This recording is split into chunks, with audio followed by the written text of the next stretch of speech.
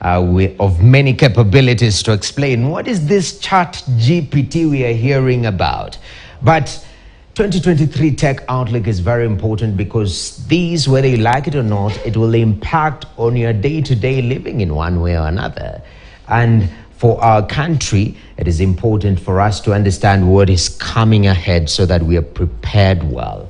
I'm joined by Humphrey Muchuma, who is the founder and MD of Inua AI Solutions. Welcome to the show, sir. Yeah, you know, I see the word AI and automatically it takes me to the future. Exactly. I mean, 2023, first of all, let's just backtrack. Okay. The year 2022. Yeah. What really happened in the tech world that shook the global, life?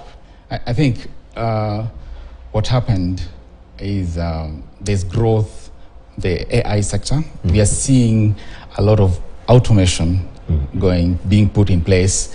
We are seeing a lot of technology that, the Internet of Things, a lot of integrations of going around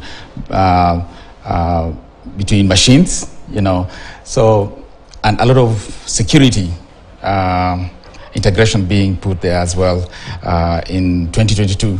But that's just defining what is coming to 2023. But I think mostly what is being pushed right now towards 2023 will be, from 2022, will be like a lot of coding. I've seen a lot of organizations doing that, a lot of coding, the basic codes. You don't have to understand a lot of it, but the future is going to be defined by that. So a lot of even in the workplace, young people, employees are being challenged to take just the basic coding courses to make them relevant in the near future. Definitely. Yeah. I started coding during the December holidays. Yeah. I started with C. Then I had some consultations with some of my tech friends. I was excited. I'm learning C. And they're like, that is a very old language. So I started Python. And I stopped a few weeks ago. Okay. But I have intentions to continue. So even right now, integration of tech into education is becoming more critical. Yes, it is. And it's very essential. It's going to prove very essential for our young people out there, and of course, I keep talking about our education policy makers. It's very important for them to integrate this into the curriculum and the learning process to prepare these young people for the future. They shouldn't just be looking at now or 5 years to come. They should be looking at 10 years to come, 20 years to come, and keep working and improving on what is being imparted to these young people. We need just to stay relevant. And I think for the policymakers, this is going to be a big challenge because they have to review it like every year at one point. Okay. Because we don't know what is coming tomorrow. Yeah, so everybody, like right now, everybody's thinking about the Python from Tesla, like how it's going to be. There are a lot of things on the internet about the Python. So they're trying to compare that with other phones and what is happening. So I think definitely, there's a lot of input to be done there, even as we roll out the digital, in the digital space, talking about it and what it encompasses and what will drive the economy. Yes. A lot of effort should go towards digital training. And this should start right from, when they're joining school. You start young, you start early. Exactly. But that initial investment is the same thing that people talk about. Do I need to, especially those parents who are not maybe as resourced as we might think, that initial investment to have a tech-savvy child? Okay. I don't know how we go around that. I think we must speak to, and I still go back there, like the people who have been put in these positions to work together with the development partners, identify, and of course, corporate companies, identify areas that, they can partner together and put maybe, let's talk of, satellite centers, digital centers, where these young people can have an opportunity. We may not have it in every school, but at least there is an opportunity for them to go maybe once in a week to a center and get introduced to these kind of things.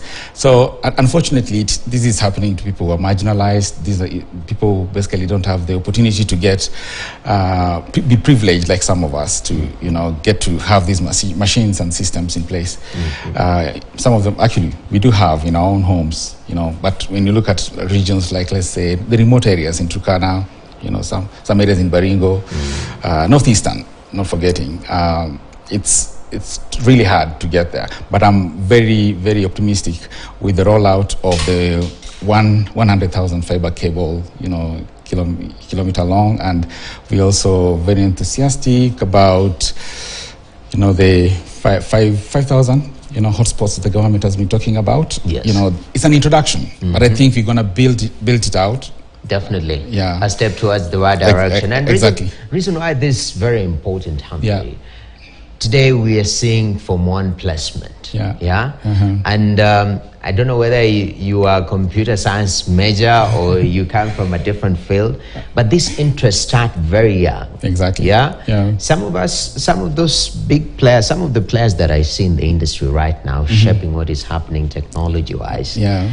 They started with studying computer in high school, most likely, or even in college. Yeah. The earlier, the better. Yeah. But talk to me about now. We are in the year 2023. Yeah. Apart from the education system, overall tech world, we experienced quite a shakeup with matters blockchain and cryptocurrency with the FTX issue. And all of a sudden, the old heads were up and they were saying, this is what we told you, government regulation is needed. So in terms of 2023, first of all, from a global perspective, what do you think will shape the trends this year?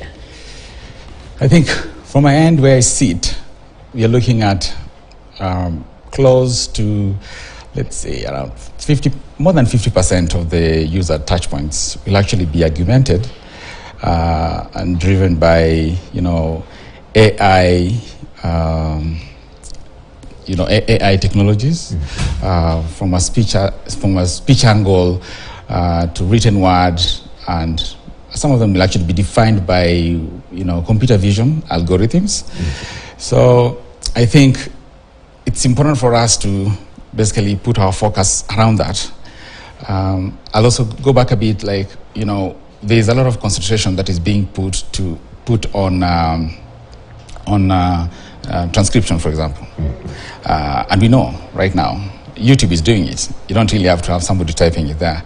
What you need is somebody maybe will do some kind of analytics to understand, okay, or quality checks. Is it the right spelling or that? But it's being done right now. You can actually talk to Siri, for example. You're driving. I tried it one day. You're driving and you're there. Just tell it okay, I'm driving and I'm really tired. You get the response. Then you shouldn't be driving, Humphrey. That's dangerous. Yes. So that's where we're heading. A lot of these things we are looking at right now what will be behind it will be a lot of AI, but behind the AI there's a lot of software development. But again, we're being told in the next 5 years we'll start seeing computers actually doing software development, coding. So if that happens, then what next? Then we need to look at more of the back office. Yes. What happens in the back? Things that computers are not able to do in the future. So that we should direct all our efforts going there. So blockchain, most people actually just look at it from cryptocurrencies, but it's more to that. A lot more to that. Companies will move towards cloud computing. And of course, there's the introduction of edge computing as well. Things are really changing. So very fast. Yeah, things are really changing really fast. You're looking at edge computing. People are telling you they want to avoid the lag in their operations. Yeah, they want things to move fast. That's why 5G is very important in that process. Yes. And I'm glad your colleague actually spoke about 5G. So internet speeds are actually going to be critical in this space. Yeah, and I'm glad the government is supporting that. We have local players supporting that. Safaricom has gone out there. Other players like Airtel, Telcom will be rolling out again. those kind of services across. Definitely. Yeah. So, you know, one point that you touch, that touches the nerve, the center of the nerve is, will the computers take my job? Yeah. And that is, my colleague Kelly Bosa said, now we have computerized robots speaking tea. Yeah.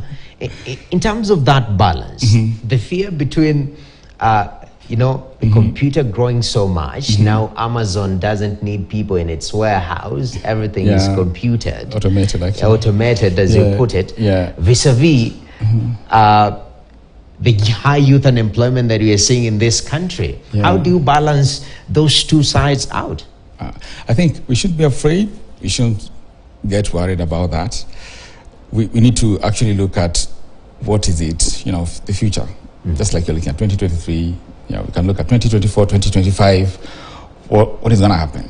One big space will be cybersecurity. We're talking about the Internet of Things, but we're not looking at the security. We're talking about blockchain, you're not looking at security.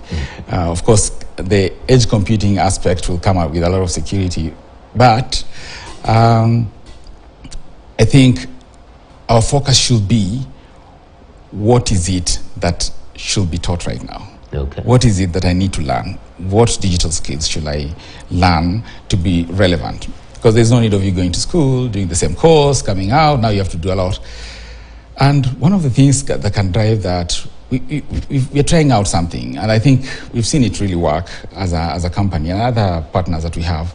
We do have partners like Dimension Data. We work with Dimension. They're providing us with the equipment, these laptops, computers. We ride on their technology as well. We're riding on their facility and the internet. We have USIU University, Africa, which is providing like the students, you know, they have an opportunity to come and work with us. We have 10 of their staff right now. 10 of their students right now working with us in cybersecurity for a tech company in the US.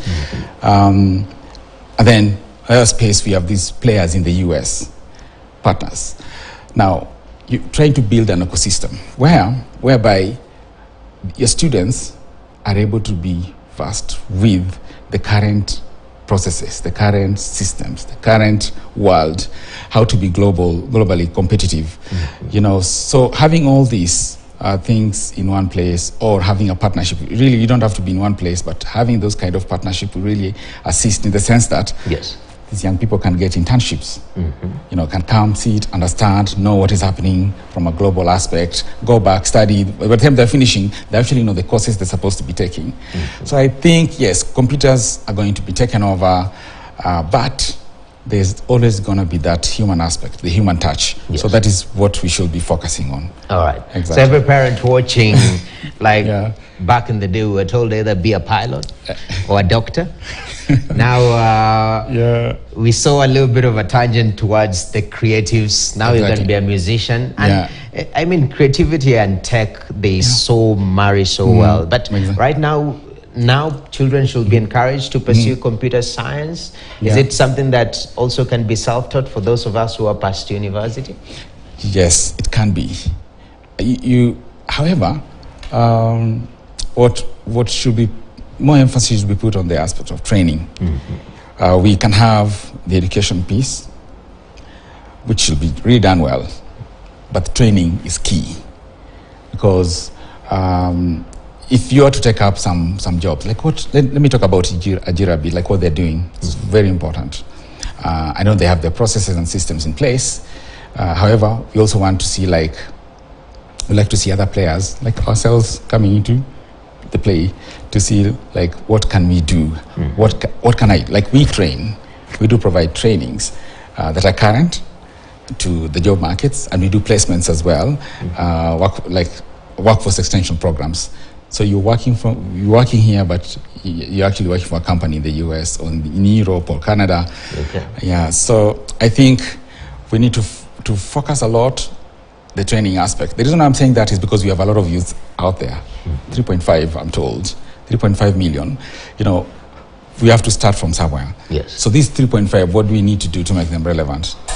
So, which they didn't have when they school. And that's, I think that's one of the reasons why we had to review the CBC program. I mean, the 844 program. Now we have the CBC program. Yes. Yeah, and I think we have a lot of things to do in that. Yes, we just started. We can't really judge it and say like, oh, it's not working yet. Yeah. But I think we're on the right track. We should give it, a chance. Let's see how it goes. All right. I know the leaders and the policymakers have the best in mind for us. Yeah, so that's very important. Yeah, and I'm seeing time is really running out. I wish I would be able just to take time back. Exactly. But I mean, that's technology. Yeah, it helps you buy time sometimes. Exactly. Yeah. So in brief, in less than a minute. Okay. The year is very young. Okay. Yeah. Yeah. What's the date today? 17th of January. It's 16th actually. You're ahead of your time, Humphrey. So there's a likelihood we'll talk about technology by the end of this year. Yeah. You tell me you're doing trainings, you're doing partnerships. Yeah. In less than a minute, what is the end goal by the end of this year? What are we hoping that by December, when you have this chart, you'll tell me, by the way, this is the number of people who've trained maybe, or this what you've done. What are we holding you accountable briefly as we finish? Okay, currently we have 120 young people working. Close to 70% are actually in entry-level jobs. 30% are actually working as professionals, as accountants, developers, also in marketing, sales, product development. And then we have around 10 of them that are actually working on cybersecurity, as cybersecurity associates, analysts. So I think what we are looking as a company, we're looking at tripling that number. Yeah, tripling. We don't want to be like we are tripling that number depending on like what we have right now in the pipeline. We should be tripling, and our main focus will be cybersecurity. Okay. Yeah, cybersecurity. We are in real estate. I didn't know until I started working with our partners that real estate actually employs a lot of technology like what we're doing. We're doing floor plans. We're editing videos, photos. We're doing virtual reality.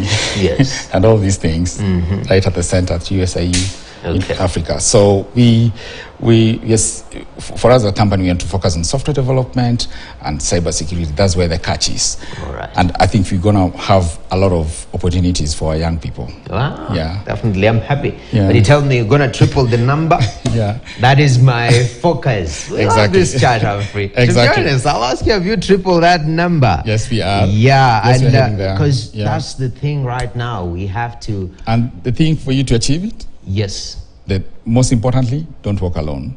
I'm not doing it alone. Yes. USIU, for example, Africa has a stake in it. My partner, and then we also have like a Dimension Data has a stake in it. Yes. Because they're really investing. They have a new facility they're putting up for us. And then again, we have our business partners who have a stake in the business. Okay. Right, seated right in the US and Canada. Yeah. So I mean, we're doing this as a team. It's not just me. Definitely. Yeah. Very important to empower these young people. I'm saying it could be even more. Yes. Yeah, depending on how fast we move. Definitely. I think it's a model that can be replicated and picked up in different areas and different players. Exactly. So that we see our young people get involved, but also with up-to-date skills that are required in the market. Exactly. What a chart, Humphrey. It's always a pleasure, man. I appreciate it big time. Amazing meeting you. You look sharp, man. Thanks. Look sharp. We'll chat about the fashion later on.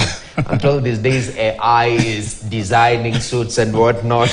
Never know, maybe yours was designed by AI. But let's take a short break right here on Business Today. When we come back, we still have more, but stay tuned. It's the year of technology.